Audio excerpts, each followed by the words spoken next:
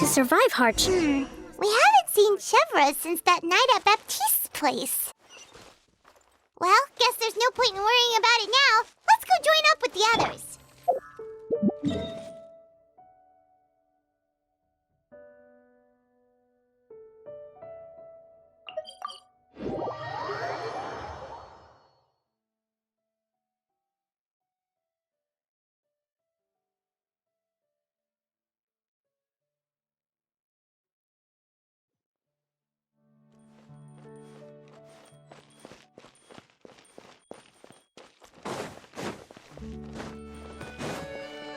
Healthy body, healthy mind.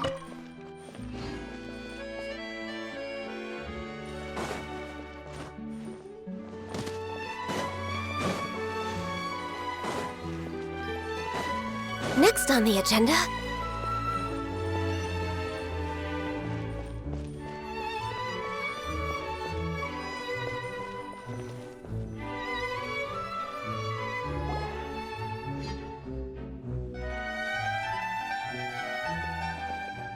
Good morning!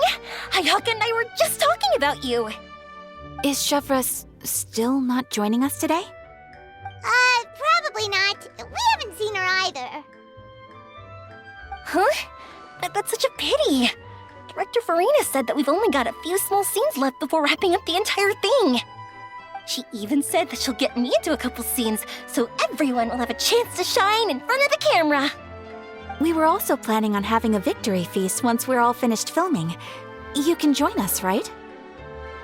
If only Chevros was here. I still haven't taken a photo with her. I'm afraid that can't be helped.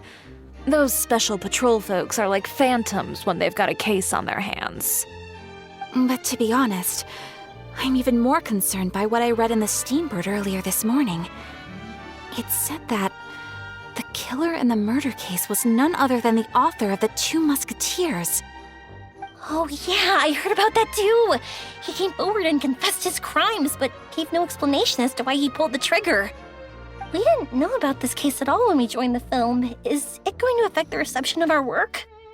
From a pure publicity standpoint, this will draw a lot more attention to our film.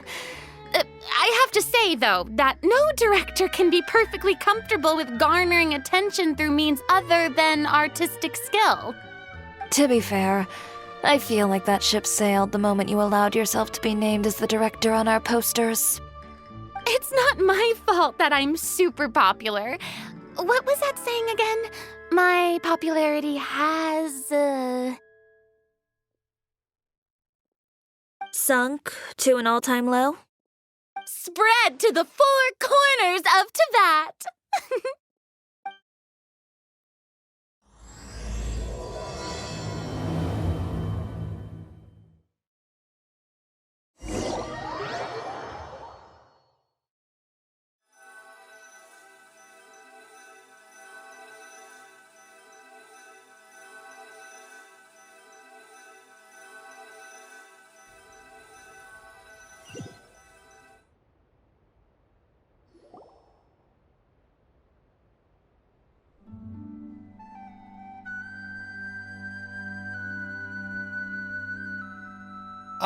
Excuse me, everyone.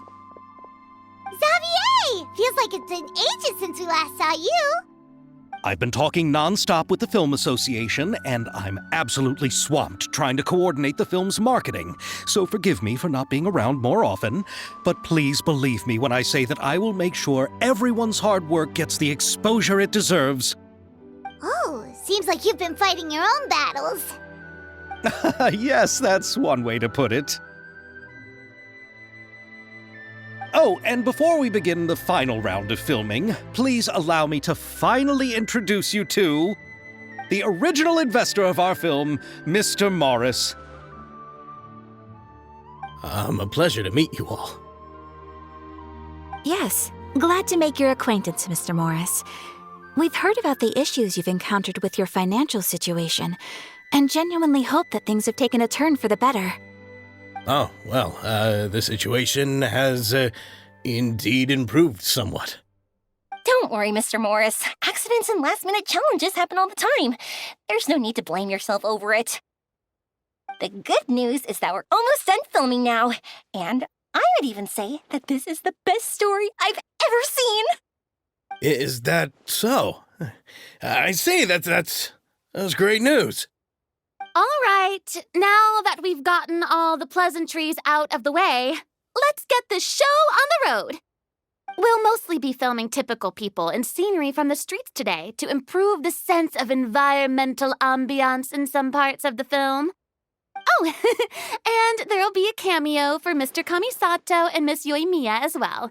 They'll be used to show outsider perspectives on the fates of the two musketeers. That's right. Ayato should be here any minute. Excellent! Then let's start with the scenery shots. Camera and clapper loader, you're up. Yep, we'll be ready. Remember, all we need are some wide zoom shots of the streets. If you happen to find some particularly lovely patches of flowers and grass, feel free to grab some close-ups of those as well. Ready? Lights! Camera! Action! Okay, now move the camera slowly. Try to focus on that flower. What's wrong? Just adjust the focal length a bit. Something the matter? Huh? But wasn't it working fine for all the days before? Veronique, can we try a different camera? No problem. How about this one? All right, let's give it another try. Lights! Camera! Action!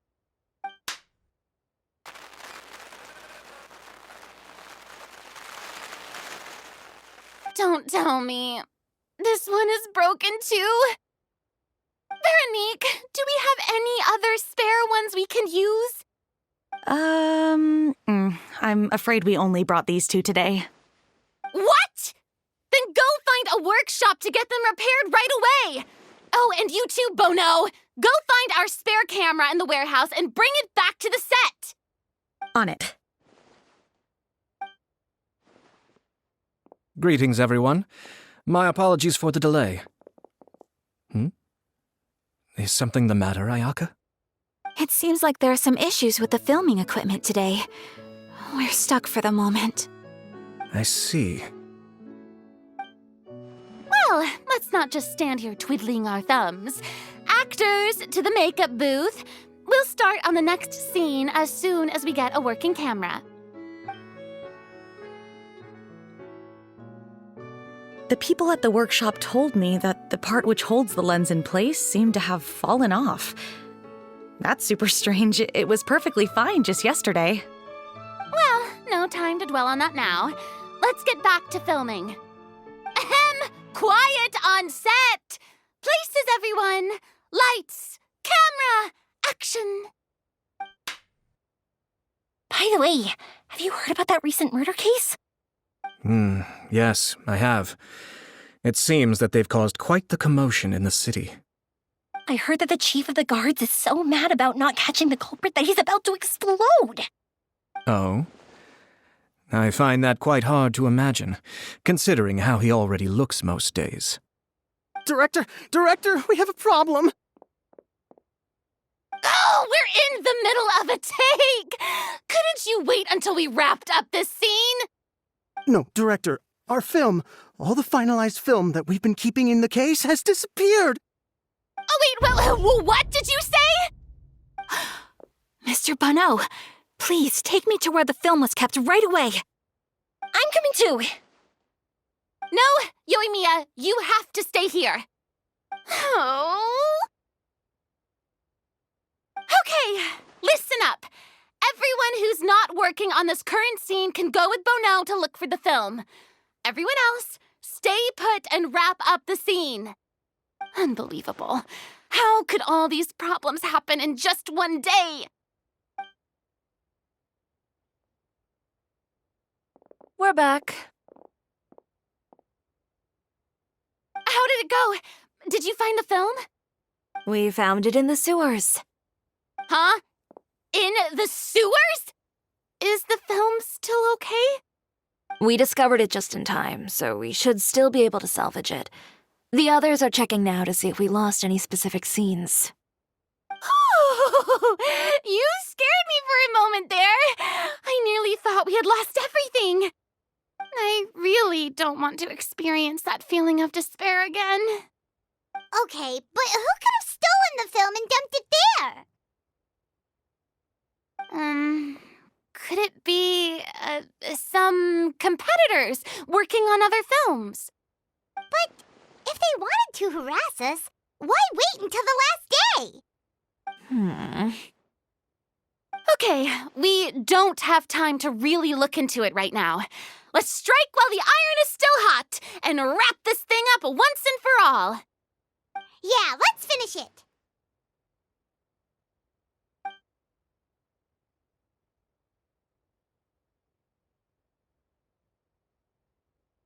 I would like to officially announce that our entry to the festival, The Two Musketeers, has now concluded filming! Paimon is spent. It's so late already. Even though the filming process proved to be extremely challenging, everyone provided valuable and unique contributions to the final product. Thank you all for your dedication and support. And just like Director Farina, I would also like to extend my most heartfelt thanks to all of you. Really, you've all helped me so much. All right, let's save the awards speech for later and hopefully also get some rehearsals in before the real thing. Anyway, now it's time to party! Let's all make our way to the beach and have a celebration feast so loud and fun that even the blubber beast will want in. Party, party! Paimon wants to party!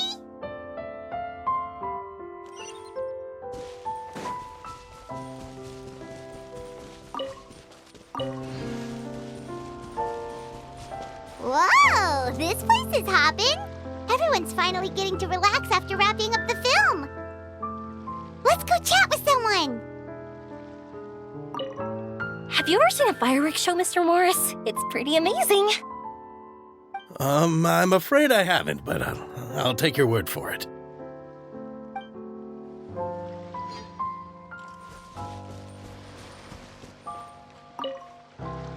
This is turning out to be quite the party. Hey,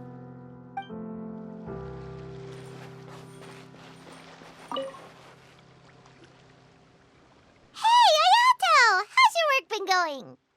Everything went rather smoothly. Thank you for your concern. Ayato told me that we've already confirmed the dates for some Inazuma Fontaine cultural exchange events. So the next time we visit, we'll be doing so in our capacities as the representatives of the Yashiro Commission.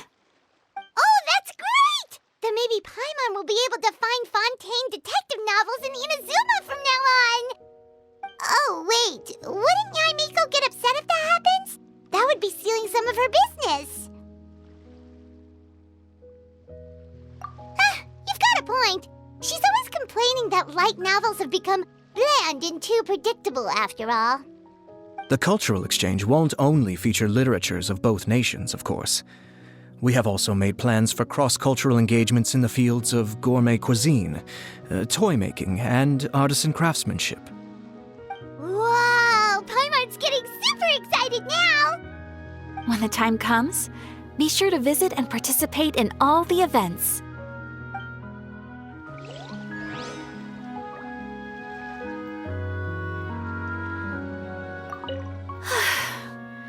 I wish we could have spent some more time here. Don't worry. It won't be long before we're back again.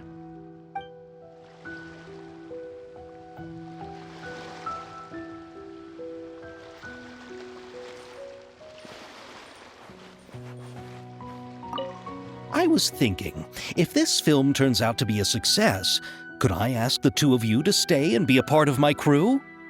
Of course, I'll definitely increase the pay for next time. I'd be more than happy to, Mr. Xavier. Thank you for the offer, Mr. Xavier. but I've made some plans to go on a journey to the other nations once the festival is over. Is that so? Well, then in that case, bon voyage, Miss Veronique.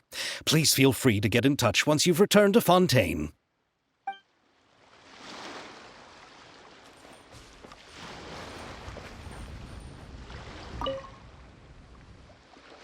Farina! Oh, my darling clapper loader and camera operator. You've both worked really hard. Paimon thinks you worked even harder than us. Honestly, Paimon was getting a little tired of playing with the clapperboard by the end of it. Worst of all, Paimon started having dreams of you shouting, "Lights, camera, action!" into Paimon's ears. The actual dream can't even start until you've yelled that. Hey, if anything, shouldn't I be more grand and delightful in your dreams? We've been through so much together, and that's how your brain remembers me? That's not Paimon's fault. We've just used the clapperboard too much lately. Anyway, what's most important is that we've wrapped the film. I'm pretty confident that we'll take first prize. Hey, no need to mention the official name. Wait, now that you mention it, if we did win the prize, would Farina just get a statue of herself? Come on, I don't need that kind of attention. Xavier can accept the reward on our behalf. But just imagine! Farina accepting the Farina Award and holding a Farina statue. I'm going back to my dessert now. You all can keep discussing that on your own.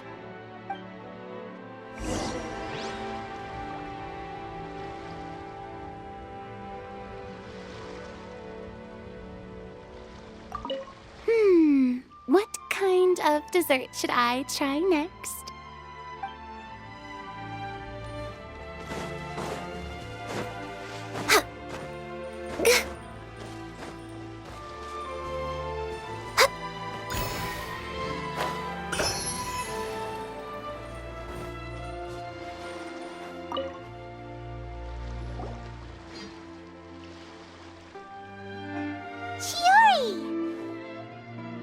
Hey, you two. Are you not really into these kinds of big social occasions? Not particularly. But this is still better than Fontaine Fashion Week. But if this film becomes a big hit, people will definitely come flocking to your shop. Yes, that's highly likely. As long as the film can premiere as planned. Are you still worried about the case? That and all the obstacles we had to face today. You're right. It's as if all our bad luck just manifested at once. But why today of all days? No, it's nothing. We've already delivered the film to the editors, so there should be nothing more to worry about. How are you doing, Mr. Morris? You having a good time? Well, you could say that. Do you happen to know when the party is scheduled to end? Judging by how much fun everyone's having, I'd say probably not until well after midnight. Is there something that you still have to take care of at home, Mr. Morris? Oh, well, I'm just not a late night person, so I might take off shortly. Oh no! Silly me. I almost forgot something super important. Oh, what is it? I prepared a whole batch of fireworks for the party, but I forgot to bring them over from the warehouse. Fireworks, you say? Well, that's, truly a pity. Sorry things didn't go as planned. Could you help me carry them over, Mr. Morris? I won't be able to fetch all of them by myself. Me? Are you sure that you can't find anyone else? I just wanted to make this a surprise for everyone. The warehouse isn't far from here. We'll be there in no time. Pretty please, Mr. Morris. These are some of the best fireworks I've ever made. So I also want you to see them before you leave. They're stunning. I promise that they'll be a once-in-a-lifetime experience that you'll never forget. But... It's okay. Just come with me. If we're sneaky enough, nobody else will see us leaving. All right. The warehouse is right over here. I moved the fireworks there in advance, so it shouldn't be too much work bringing them back. It's still a ways away from the party. Sorry about that, Mr. Morris. It's probably because I'm used to carrying fireworks all the time, so it doesn't feel like a lot of work to me.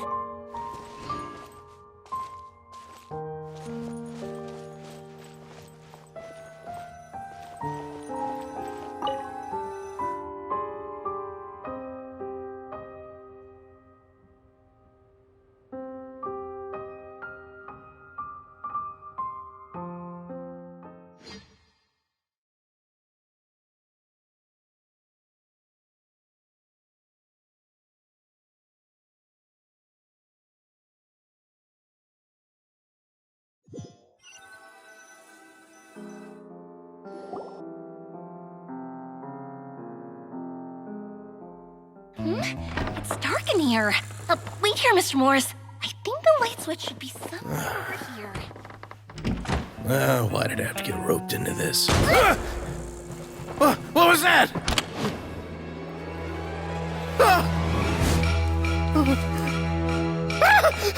Who's there? Get me out! Get me out of here! Did you really think you'd get away, Morris?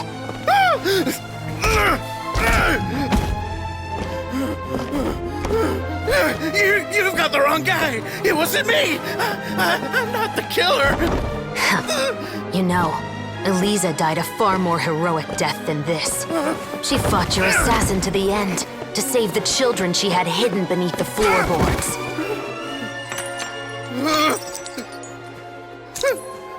That is Eliza's pendant. The one with a photo of you two inside. The one you gave her. Ring any bells? It's a fake! It has to be! There's no way! No way your assassin didn't destroy it, you mean?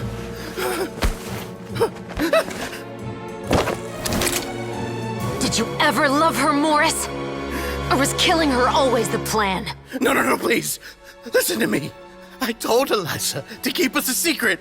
I paid her plenty for her silence. I never thought she'd keep the child.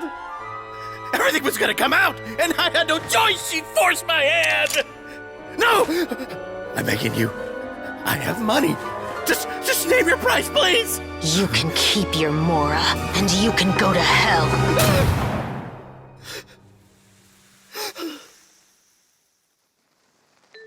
I'm Captain Shovraz of the Special Patrol. Morris, you're under arrest for Eliza's murder.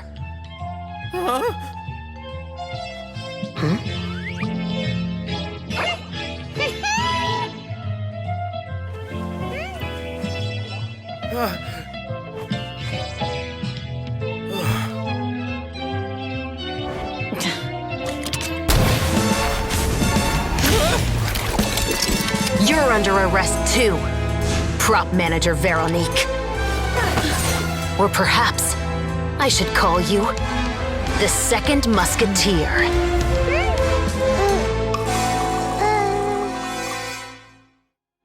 Wait, what's going on? This wasn't in the script. Drop the gun, Veronique. Why? Why would you keep me from exacting revenge on this heartless monster? Drop your weapon. This is my final warning.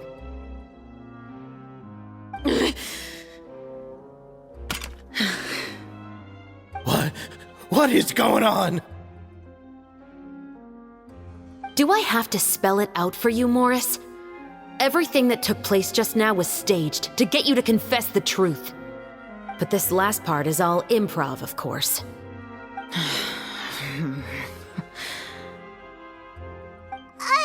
Shovraz, you told us you wanted us to help you stage a play. You never said anything about the Second Musketeer.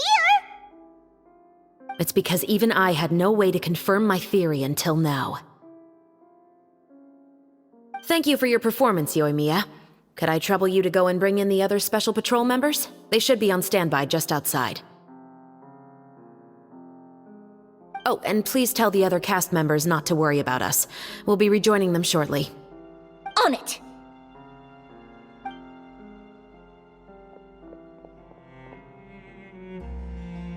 So what do you think, Morris?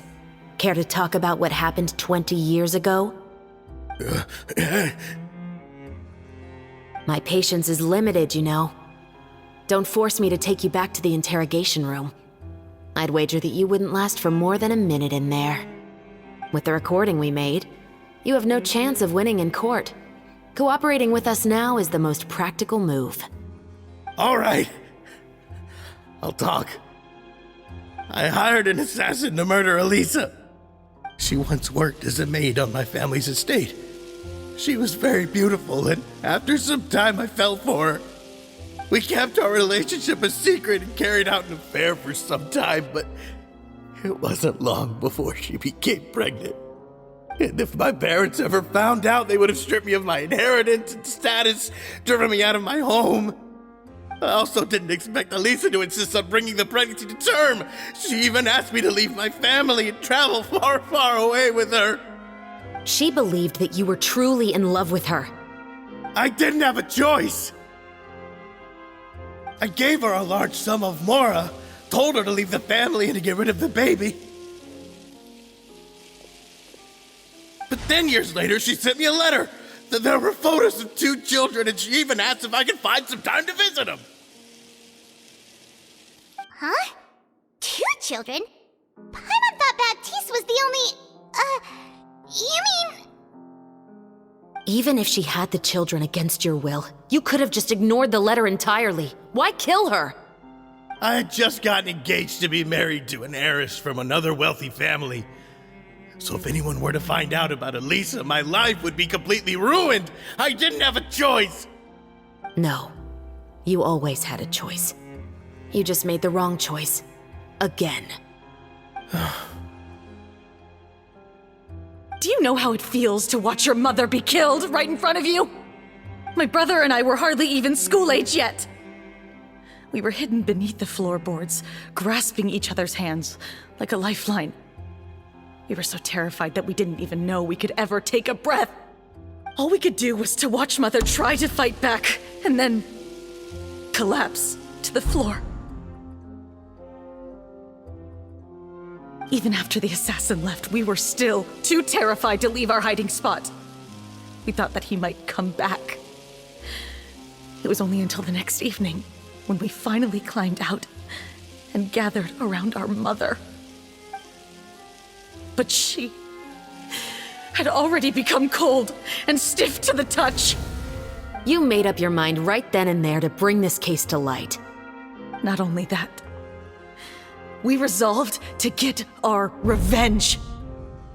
And that's why you became the Musketeers. No, that's why I became a musketeer. The man from before was also killed by me. My brother had nothing to do with it. I figured as much.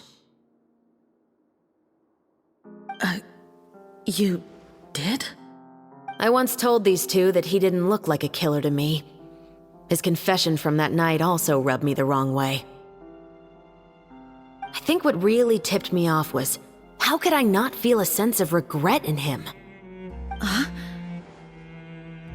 He confessed faster than any criminal I've ever met, but he didn't say a single word about you. He insisted that he was the sole perpetrator in the case. But after the questioning ended, I disassembled the musket we dug up from his backyard, put it in front of him, and told him to reassemble it. Wanna guess how far he got?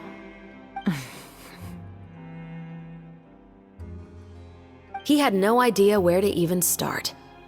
He's never touched a gun in his life. Based on that, I determined that he was not acting alone. He only surrendered himself to draw our attention and create a moment of opportunity for his partner. So, I decided to play along. And as expected, the second musketeer followed us without hesitation once she saw Morris get separated from the rest of the cast.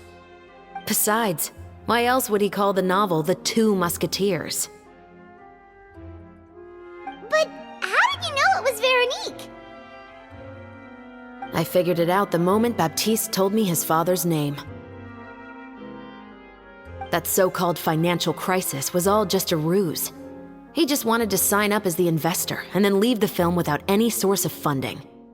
After all, He has a vested interest in minimizing the reach of this story. It's really just the same thing as what he did to Eliza all those years ago. Human scum. But then Xavier pulled out all the stops and got the film made against all odds. Morris couldn't have that. With the killer in custody, he figured it was safe to act. And so he came to visit the set today, just as I expected. Wait, so you were behind all those mishaps today?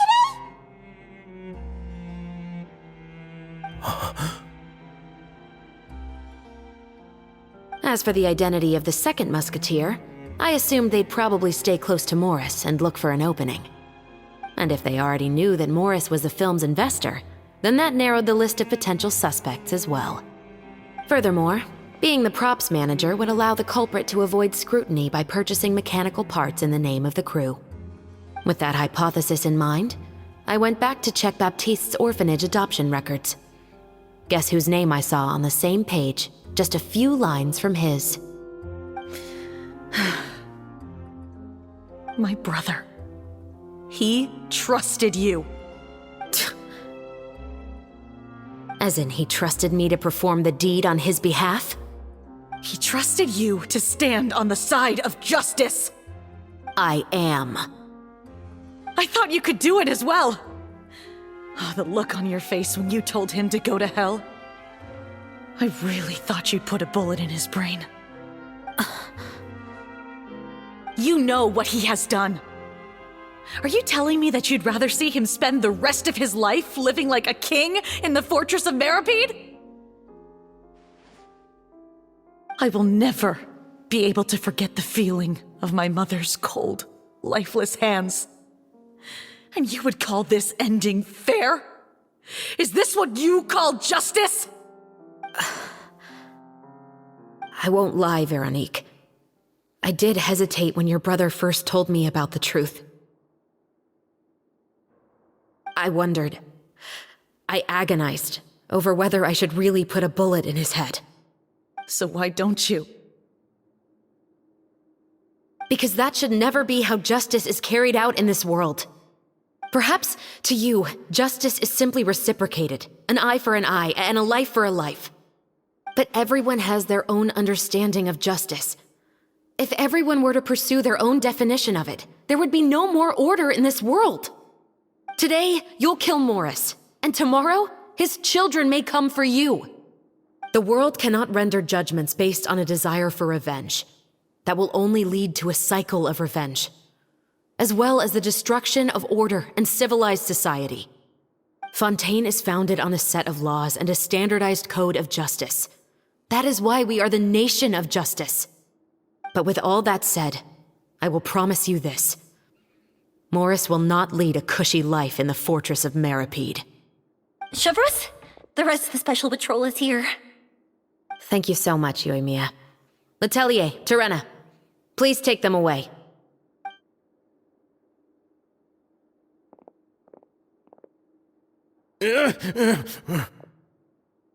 I still can't agree with your reasoning. I know. Justice has not been delivered. At least, not today.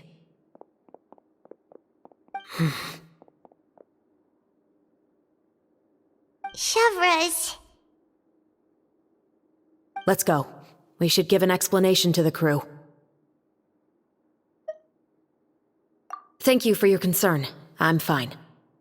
I'm just thinking about the things in life that have driven people to take justice into their own hands.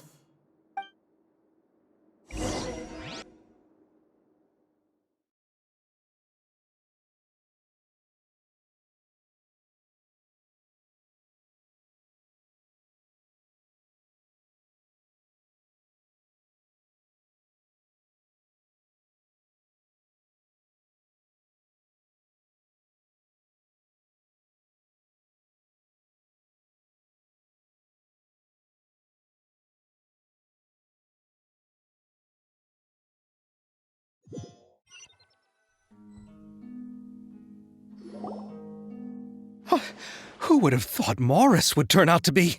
I'm at a loss of words. How could he have done something like this? I'm just glad that you're all safe and sound. Who knew that such a labyrinth of cases would be behind this story? Well, what should we do now? We have a finished film, of course, but should we still go ahead with the premiere? What do you mean? Shouldn't you be even more motivated to spread the word now that you've learned the truth? Chiori is right. I'd also like more people to see this story for themselves. But the real ending of the story seems to have deviated somewhat from the one in the script. Is that still acceptable to you, Miss Chevres? The call is yours. We still have time to reshoot an ending if that's what you'd like. No, it's fine as is. I like what we have for the catharsis. Romanticism is what gives works of art their appeal. Fiction is able to explore means of restitution that could never work in real life. Just like the real world, the world of stories also has its own set of rules and justice. These different possibilities are what initially drew me to reading in the first place. Sounds good to me. I support your decision. What about Veronique? Will she be okay? She will soon face her judgment alongside her brother and Morris. If I had to guess, they'll probably all be sent to the fortress of Meripede. I'll make sure to give Risley a heads up about it. Oh, you mean that kind of heads up? Exactly. Ahem. All right, then the matter's settled. Now that everything's been taken care of, there's no reason for us to keep looking all gloomy and grumpy. Let's get back to the feast and enjoy each other's company. We'll be starting the post-production process tomorrow. You should join us, Chevres. You missed the first few hours of the party, didn't you? All right. Count me in. Then I'll wait for you over there. There's still some good news that I'd like to share with Chevres. Traveler, Paimon, could you wait for me by the sea after the party ends? I'd like to go on a brief walk with the two of you.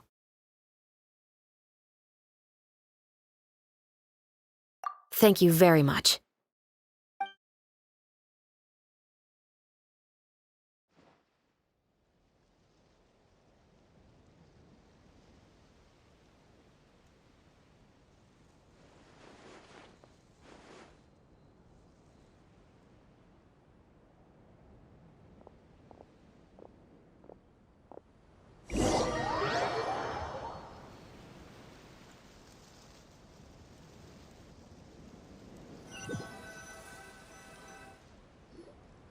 Sorry for the wait. Oh, we weren't waiting long at all. Is there something else you wanted to tell us? No, I don't have anything new to share. I just felt that since you were my investigation partners, I should have another conversation with the two of you.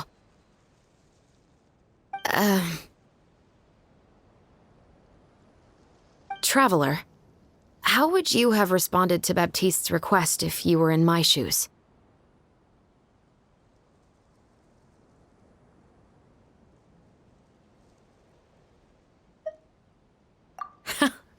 Just like the protagonist of the story, huh?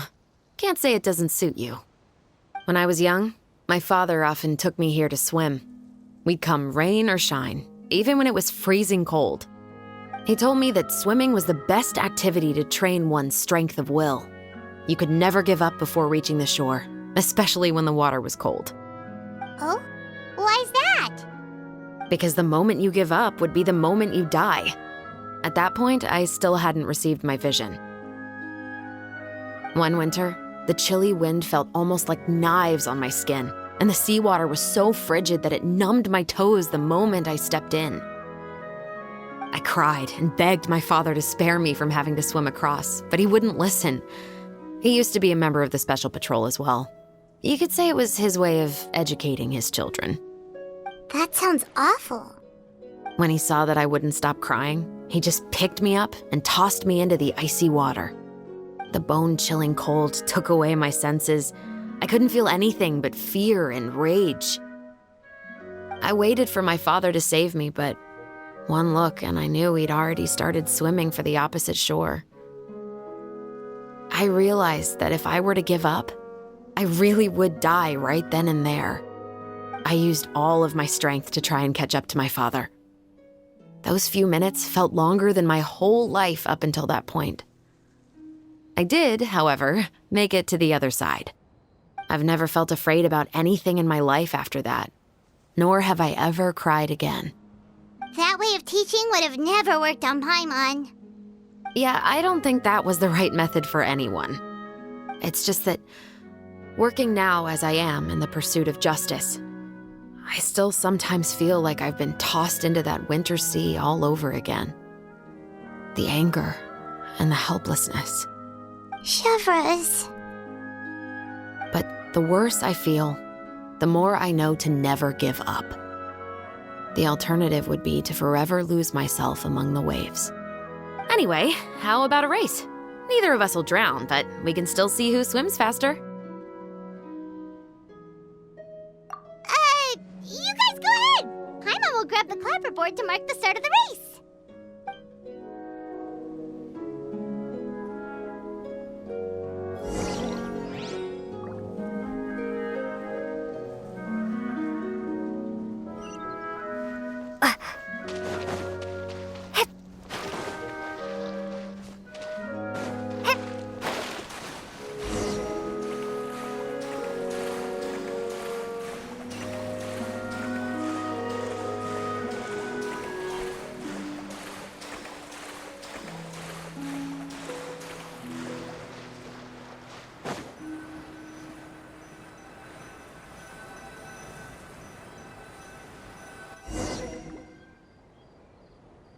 Oh, that felt good.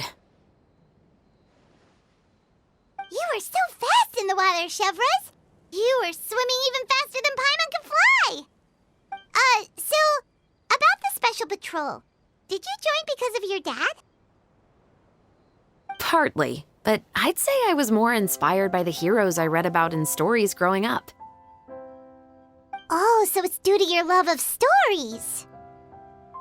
Of course, it was only after I joined the Special Patrol that I learned that truth is often stranger than fiction. Come on, let's walk a bit more.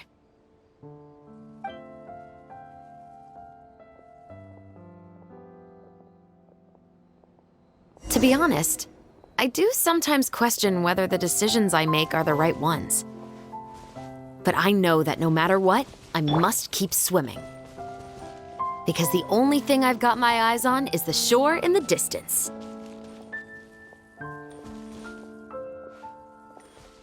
Access denied.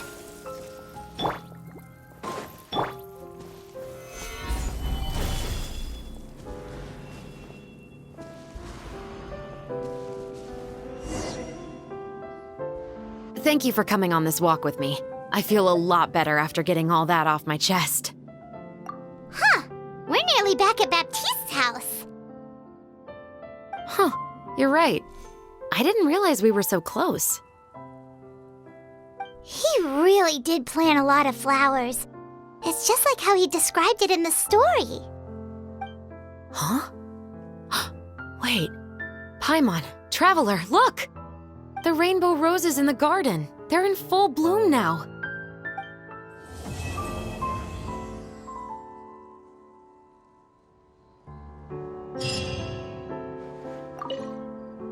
Even though it's a bit late, I must thank you for investigating this case with me. Not on behalf of the Special Patrol this time. It's a personal expression of gratitude from yours truly. Oh, you want to hear more about my father? To be honest, I didn't spend that much time with him. He was always busy with the Special Patrol, so he would often return home really late at night. Some nights, he didn't come home at all. Once, he didn't come home for a long time, maybe a whole week or so.